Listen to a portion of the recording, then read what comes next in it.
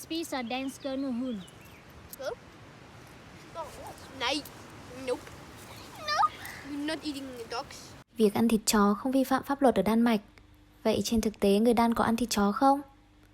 Câu trả lời là đây nha các bạn. Spiser danskerne hund? Nej. Đan Mạch xem chó là người bạn gần gũi, trung thành, họ chăm sóc thú cưng như thành viên trong gia đình.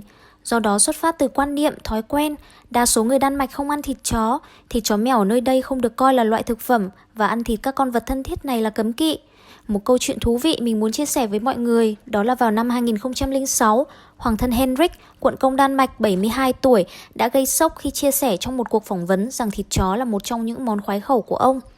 Tuyên bố này đã gây choáng cho những người bảo vệ quyền lợi cho thú nuôi cũng như người dân Đan Mạch vì ông là chủ tịch danh dự câu lạc bộ chó Dachshund Đan Mạch.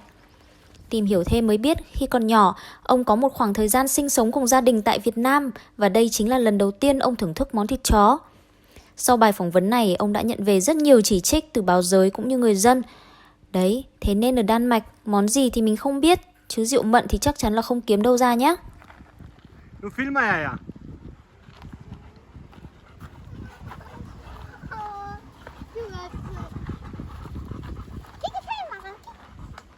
Honey. Jo. Du må jo gøre det for mig. Jo. Ikke slås om den i hvert fald. Der må ikke rykke til den fra flere sider. Jeg kan ikke lide det, åbenbart. Jeg tror, Ellie vil hellere være kæreste med dig. Sådan, du giver den mad hele tiden. Hver eneste dag. Giv mig something. Du virker, det er cheese.